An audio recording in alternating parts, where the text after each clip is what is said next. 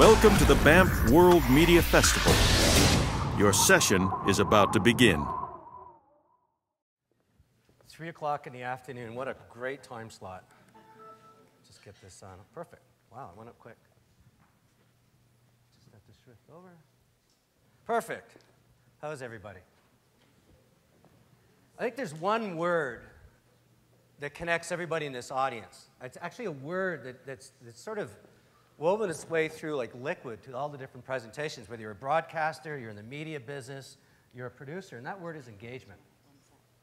Engagement really is the oxygen of our business, because without engagement, we have no hope of shaping the way the consumer thinks, feels, and behaves. So what I want to do over the next 20 minutes is go on this wild journey through engagement. I'm going to show you 100 seconds on what we do so you get a sense of context of all the different areas we need to play in now to get engagement, and then take you right into this world of branded content and how I believe brands and broadcasters and content producers can come together to create some of the most engaging entertainment for the consumer. So here's 100 seconds on us.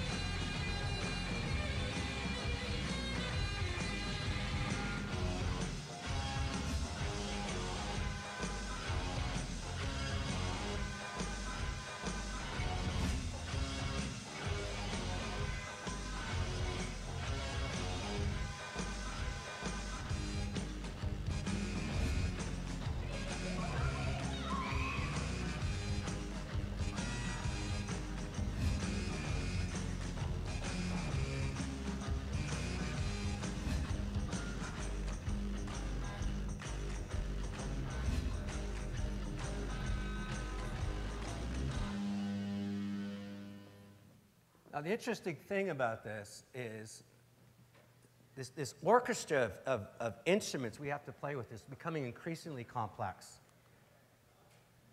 10 years ago, all we really had to do for our clients is find a way to just shout loud. He who shouts loudest wins. If you can outshout your competition primarily on television and retail, you got your proportionate market share.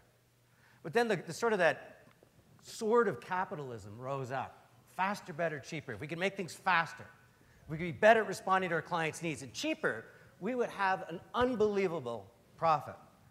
But what's happened as you look at our marketplace today is we're dealing with what I call a sea of sameness. And most of the clients are drowning in it because there's just so many Me Too great products.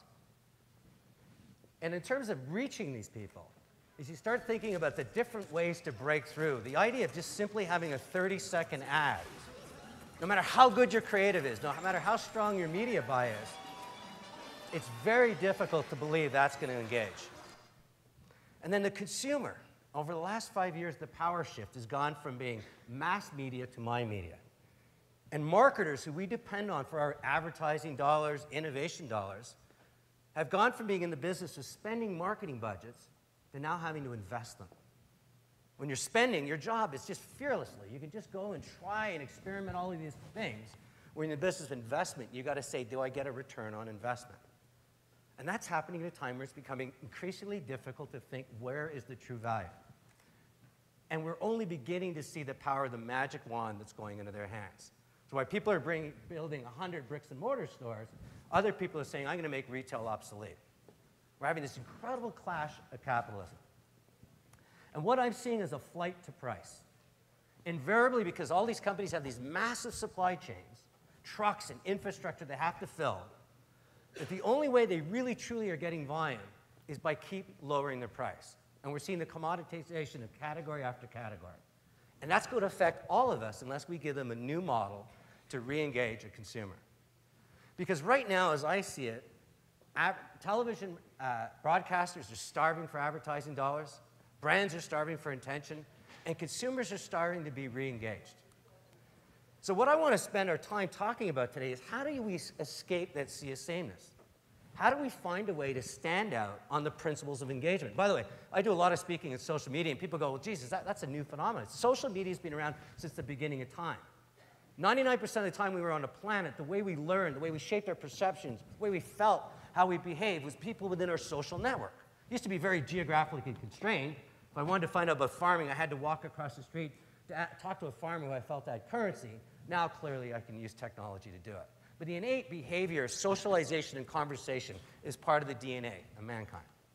So the two things that I think that we really need to think about, first of all, as we're building our content, deciding what content to air, brands deciding what content they want to be part of, have we found an insight on the consumer that's so meaningful, so relevant, so arresting that they can't help but be pulled in?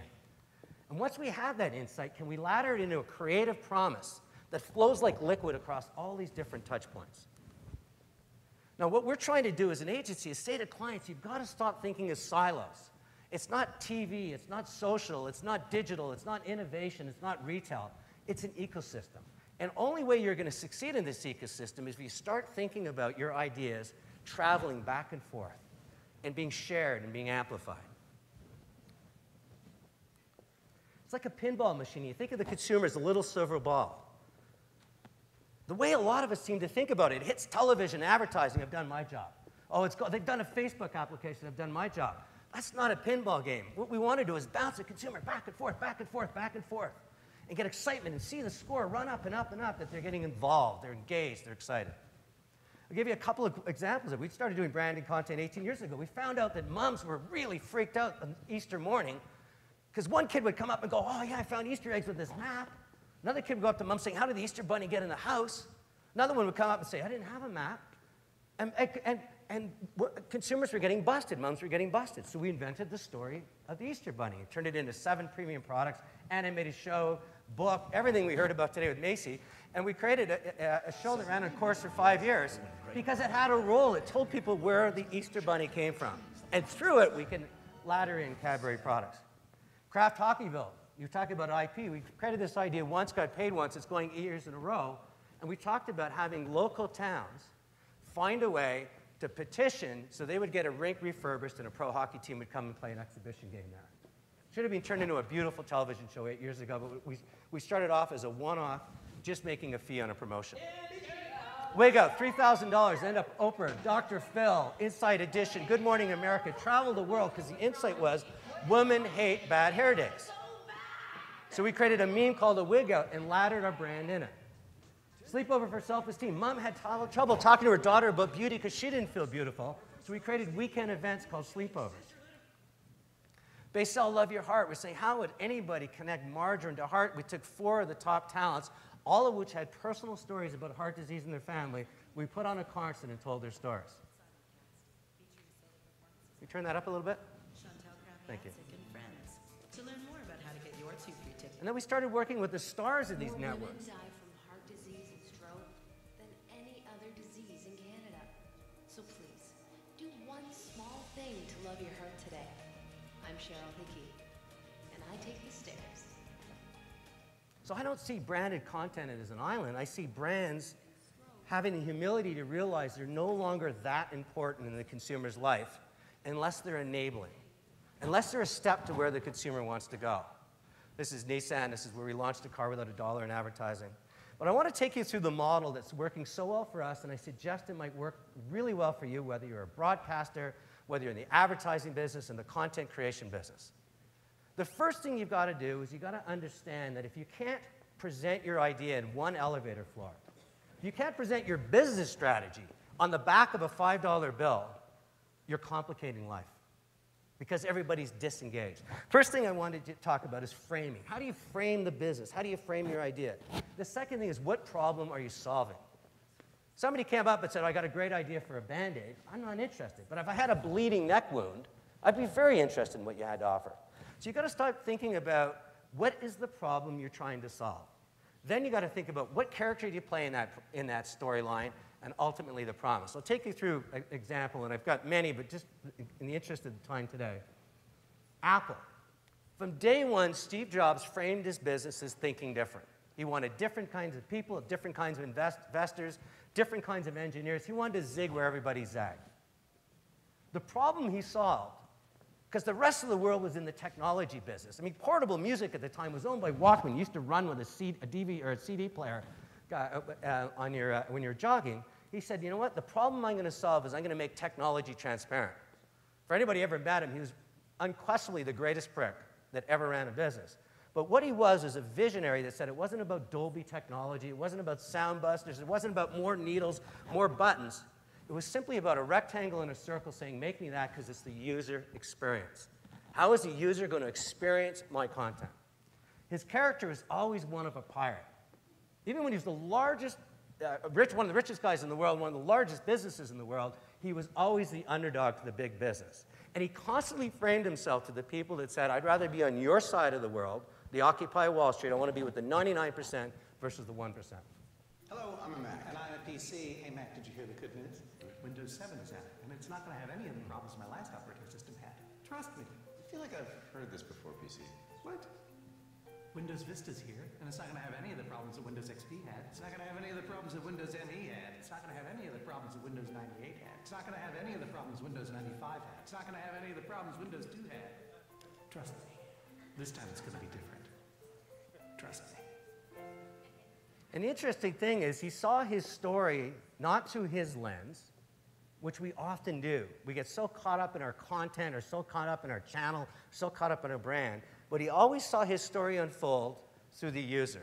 And when he launched the iPod, his story was about 1,000 songs in your pocket, 1,000 songs in your pocket, 1,000 songs in your pocket. It was never about the technology, it was never about the equipment, it was always about what you could do. When you pulled out his computer, you could plug and play.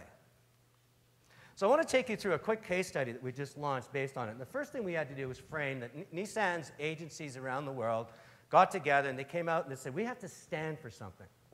You know, BMW stands for, engineering, and Volkswagen. Every good car company has a word they stand for. And they came back with the idea of innovation for all. Nissan really felt they could support it. They had some of the most innovative models. They did a lot of things in their past that were very innovative. So they wanted to frame the business in the consumer's mind. When I thought of Nissan, I thought of innovation. The problem we had to solve, though, was the fact of the matter is that the consideration set our intelligence lab was constantly pulling out, at best you look at 3 models live, and maybe you'll search up maybe 5 online. And very often, Nissan wasn't getting in the consideration set. So we had a problem to solve. And the problem we had to solve was to get the people back into our sales funnel. The character that we wanted to play is, instead of preaching and shouting and yet another winding road ad, we wanted to actually engage the consumer in a conversation on innovation. And our promise to them was the best conversation we could find, we'd ladder into a TV commercial, because we think you could do a better job than ours. And by the way, you'll drive away with a brand new Nissan. So we created this concept of the Nissan Innovation Challenge. That's how we launched it. Nissan asks, what does innovation mean to you? Is it the courage to try new things, feel fear, and do it anyway? Is it looking at the world through fresh eyes and asking, what if, why not? Is it creating possibilities to make life easier and better? Visit nissan.ca/innovation, and in 140 characters or less, tell us what innovation means to you for a chance to have your idea brought to life. And when in Nissan. So we seduced him with a very simple ask. 140 characters or less, tell us what innovation means to you. We were overrun with people coming in with the most interesting conversations. By the way, anybody that tweeted also tweeted to their followers, and we had tens of thousands of people talking about Nissan and innovation. We connected all the dots in that pinball machine, from the YouTube, Nissan CA, email, and Twitter, because we wanted to keep the conversation happening. Of the tens of thousands of tweets that came in, we picked the top 200. We asked them to produce a commercial, their own commercial, on why they think they deserve to be part of this. Hi there, my name's JP, and I'm here to get your vote in the Nissan Innovation Challenge. Recently, I was challenged with a great question. What does innovation mean to me? In my opinion, innovation is not just coming up with a great idea. It's about changing the rules of the norm and turning that idea into a necessity. Hi, I'm Jacob and Olivia's mom, and innovation means to me never again having to hear the words, "Are we there yet?" So we had these 200 great submissions. Again, they were posted, their virality, they went after the votes.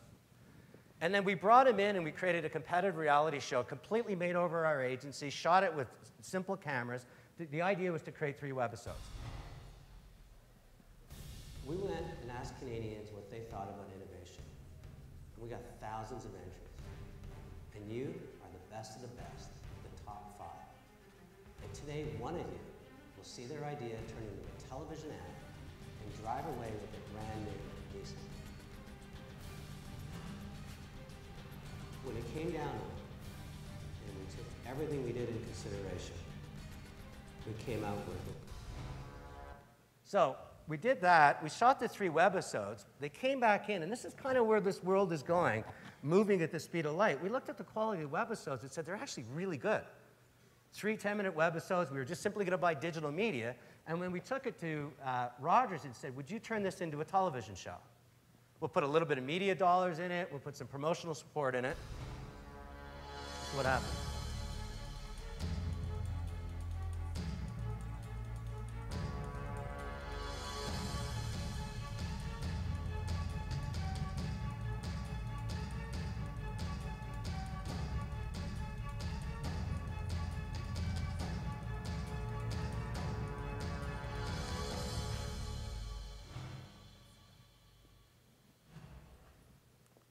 We amplified it again and worked hard into the corners, made sure we got a lot of earned media, financial post marketing. We got articles all over the country. Every one of the people that are the final contestants went out and did their own media, lots of radio and everything happening on it. We kept everything anchored on the Facebook page. You could watch the webisodes. And out of it all, the consumer was engaged not only in innovation in Nissan, but to seeing what the final TV ad was. Wouldn't it be cool if you didn't have to turn your head? This was done by TBWA. If you didn't have to sit front row to get a great view. If you never had to ask yourself, where can I put this? Or if you never again had to hear, are we there yet? Introducing the 2012 Nissan Murano. It's our most innovative Murano ever. Nissan. Innovation for all. So how did we engage? We got 23,000 new Facebook fans, 2,000 plus submissions, 200 videos, millions of dollars in earned media, half-hour TV broadcast, record vehicle sales during the program, and a motivated and proud organization. But we had to work hard at it because the complexity. It wasn't the old days where just a simple 30-second ad would work. We had to bring all these instruments together and make it happen. So let me summarize. I think the massive opportunity in front of us is there's so many people starving for attention. Broadcasters need more advertising dollars. Brands need to have more engaged consumers. Content producers are starving to get their ideas. There's a real opportunity to feed the appetite of all 3 audiences. But you have to find a way to stand out in a sea of sameness. Because right now, the way marketers and branding people are, there's a flight to safety. I'd rather spend no money and not fail than spend money as an investor and not see a return. So you got to find a way to demonstrate how you're enabling their brand promise. You got to start looking for powerful insights on the consumer or the viewer. Powerful insights. Things that resonate, things that create shining eyes. A woman reacting to a bad hair day turned into a $3,000 viral video called Wig Out. Worked not because the video was that good, because the insight was that powerful. You got to ladder it into a creative promise that's so simple and so effortless and so beautiful. It's like liquid the way it travels across all the touch points. You got to think about framing your idea. I've got my clients, some of the most complicated businesses in the world, their whole business plan is on that square. How they're framed, what problem are they solving, what role do they play in solving that problem, and what is the end promise. You got to start thinking about your business, not going, I'm just trying to sell an idea to a network. Or I'm just trying to run a television show. I'm just trying to get some brand in there. And start saying, how does my idea integrate across all these touch points? How does every part of that organization benefit? How do we can demonstrate that not only are we building the brand in the world of television, we're also building that brand when that brand has to survive in the world of retail. And I want to end with a simple quote, which I think really defines what we're facing today, because it is complex and it is difficult. And everybody seems to be running and trying in a much more conservative way. And this happened in 1948. It was in this different time after World War II. And I was shocked to hear that we had yet to fly at the speed of sound, which is surprising. In 3 years from now, they're planning space tourism around the moon and back. But in 1948, we hadn't flown at the speed of sound. And the same sort of complexity they were dealing with. There's people that couldn't figure it out, and they didn't have the computer systems, and there's a lot of scientists that said we shouldn't do it, and what happens when we break the sound barrier and everything. And one day, Chuck Yeager got up with his team, empowered, brought together everybody. Everybody believed in this dream. And they went up and they broke the sound barrier for the first time. And here's what he said. He said, the faster I got, the smoother the flight. Grandma could be sitting beside me sipping lemonade. I looked down and I realized that we were flying at Mach 1 for the first time. It was a poke through jello, a perfectly paced speedway. Much later, I realized the barrier had never been in the sky and always in our minds. I think we have tremendous barriers that are constraining the unbelievable creativity of this country. We're the best storytellers in the world. You can have a conference like Banff, which is extraordinary by bringing together all the players. What we got to find a way to do is put the consumer at the center of that silver ball in that pinball machine and have them so excited about bouncing off the different bumpers because we've given them content that engages. And in doing so, we freed up money to produce the kind of content that our television networks need, that our content creators want to produce, and their brands are desperate for in terms of positioning themselves over all others, in terms of escaping the sea of sameness. Thank you.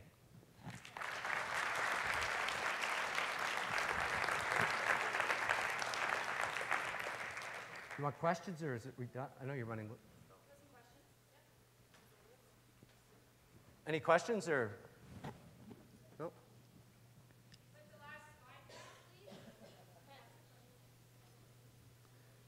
No. Thank you very much for your attention. Thank you. Thank you.